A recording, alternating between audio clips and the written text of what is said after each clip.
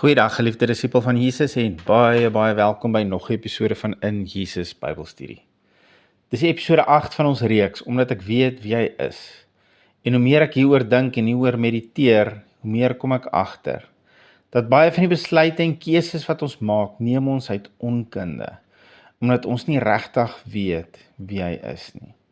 En ek sê dit nie om jou te na te kom of jou te affronteer nie. Ek sê dit sodat ons 'n tekort in ons kennis van God kan herken en iets daaraan doen. Want as my eintlike probleem eenvoudig net 'n gebrek aan kennis is, dan kan ek mos iets daaraan doen.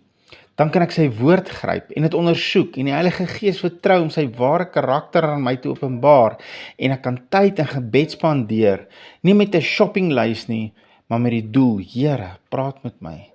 Ek wil U leer ken. Dis regtig so eenvoudig.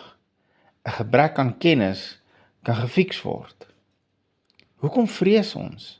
Want ons weet nie wie hy is nie. En jy mag dalk 'n hele rits ander verskonings opdis vir jou vrees. Maar ek kan jou verseker dat die antwoord gaan dieselfde bly. Ons vrees omdat ons hom nie ken nie. Toe Goliat op die Israeliete geskreeu het en hulle uitgedaag het, was die totale Israelse weermag, sonder uitsondering, vreesbevange vir hierdie reuse man.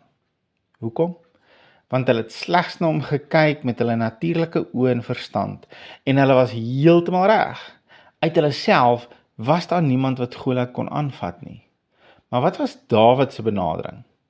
Sy presiese woorde in 1 Samuel 17 vers 26 was: want wie is hierdie onbesnede Filistyn, dat hy die slagorders van die lewende God durf uitdaag? Let op wat is Dawid se uitkyk op hierdie situasie. Hy sien glad nie Goliat se saais raak nie. Hoe lank is hy en hoe swaar sy spies en sy skild is, kom nie eens op in een van Dawid se gesprekke in 1 Samuel 17 nie. Al wat hy sien is, hierdie ou is 'n onbesnede Filistyn, bedoelende, hierdie ou het nie 'n verbond met God nie. Hy is onbesnede, hy is verbondloos. Maar ek het 'n verbond, want ek is besny. En wat meer is, hy is so onnoosel om die verbondsmense van die lewende God uit te daag. Daai kan mos nooit vir hom goed eindig nie. Dis Dawid se gedagtegang. So vir Dawid was hierdie wiskunde baie eenvoudig. Goliat, onbesnede, geen verbond. Dawid, besnede, verbond met die lewende God, moontlike uitkoms slegs een. Dawid wen, Goliat verloor. En verder laat sy lewende God nie met sy mense spot nie. So oorwinning vir Dawid is onvermydelik. En hier sien ons vroeg al een van die grootste verskille tussen koning Saul en koning Dawid. Saul het nie geweet wie God is nie. Kyk wat sê hy vir Dawid in vers 33, en ons is nog steeds in 1 Samuel 17. Jy kan nie na hierdie Filistyn gaan om teen hom te veg nie, want jy is 'n seun, en hy is 'n krygsman van sy jeug af. Sien jy wat doen Saul? Hy vergelyk Dawid met Goliat se fisiese vermoëns. Jy's 'n seun en hy's 'n krygsman.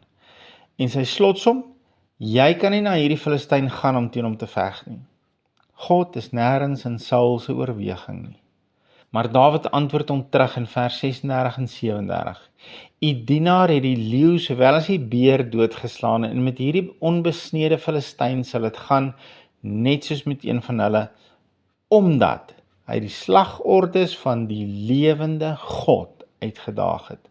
Dan sê hy in vers 37, die Here wat my gered het uit die klou van die leeu en uit die klou van die beer, hy sal.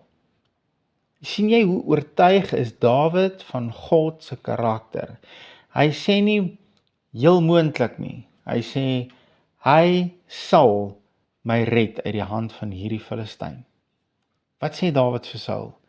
Ek ken my God en daar kan net een moontlike uitkoms vir hierdie verbondlose Filistyn wees.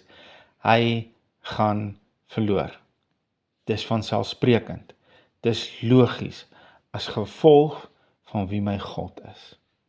Nou ek en jy het vandag 'n beter verbond as wat Dawid gehad het, met beter beloftes as wat Dawid gehad het. En dis nie ek wat so sê nie, dis wat Hebreërs 8 vers 6 sê. So ons het dieselfde amazing God as Dawid, maar met selfs nog 'n beter verbond en beter beloftes, moet ons verwagtings nie nog hoër wees as Dawid se nie.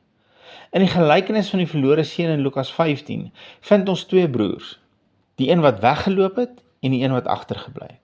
En ek sien dat nie een van hierdie twee seuns het hulle pa werklik geken nie. Want as hulle hom geken het, sou hulle besluite anders gelyk het. Kyk byvoorbeeld wat sê die pa hier teen die einde aan die oudste seun in vers 31.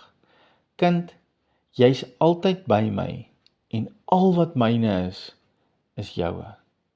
As die jonger broer sy pa se hart geken het en geweet het dat hy reeds alles het wat sy pa besit, sou hy mos nooit gevra het vir sy deel van die erfporsie om weg te gaan nie, want alles wat hy ooit sou nodig kry is hier, by sy pa. Hy moes net vra. En as die ouer broer sy pa geken het, sou hy in die eerste plek saam met sy pa bly gewees het dat sy broer terug is. Want dit is wat sy pa so graag wou hê, en dit is wat sy pa bly gemaak het. En tweedens, sou hy nie offens gevat het omdat sy pa vir sy broer 'n massive party gegooi het nie, maar hy sou eerder daarin gesien het hoe lyk sy pa se hart teenoor sy seuns. Die partytjie moes hom eintlik net gewys het hoe voel sy pa ook teenoor hom wat die ouer broer was. Maar omdat hy nie sy pa se hart geken het nie, het die hele storie hom jaloers gemaak en sy hart verhard teenoor sy pa, en die gevolg is, sy aanstoot maak dat hy buite die huis bly en hy mis uit op wie sy pa werklik is. Wat totaal en al onnodig was. Alles weens onkunde van sy pa se hart. Geliefde van Jesus, ek weet nie wat is jou uitdaging vandag nie. Wat ek wel weet is, net omdat dit 'n nuwe jaar is, beteken dit nie dat daar nie uitdagings is nie. Dis nie hoe dit werk nie. So ek weet nie hoe groot of hoe klein is jou Goliat nie. Wat ek wel weet, is iets van my en jou pa se hart, en dit is dat alles wat syne is joune. Vra die Heilige Gees om daai stelling bietjie in jou hart te laat insink. Alles wat syne is joune. Ek weet nie wat wil vandag vrees in jou hart laat opskiet nie, maar die woord van God wil jou vandag met hierdie bemoedig uit Romeine 8:31. God is vir jou. Hoor jy geliefde? God is vir jou. Daar's nie 'n vers wat sê God is teen sy kinders nie, nêrens nie. Slegs God is vir jou. En as hy vir jou is, wie kan teen jou wees? As God jou pa is en hy vir jou is, wat maak dit saak wie is teen jou? Dit maak glad nie saak wie of wat teen jou is nie. Daar kan net een logiese uitkoms wees. Jy wen. Want niks kan teen jou pa wen nie. Dis nie jou fight nie, dis syne. Maar jy kan vandag vashou aan die liefde en die goedheid en die beskerming en die verlossing van jou pa, want die uitkoms is logies. Met hom wen jy. Die vraag is, kan jy dit glo? Is jy vandag bereid om jou vertroue te plaas in wie hy is? Heilige Gees, ek het net een gebed vandag. Ek het net een smagting in my hart vandag. Help ons om te weet wie U is. In Jesus naam. Amen. Geliefde, soek hom en leer hom ken vir wie hy is. Shalom.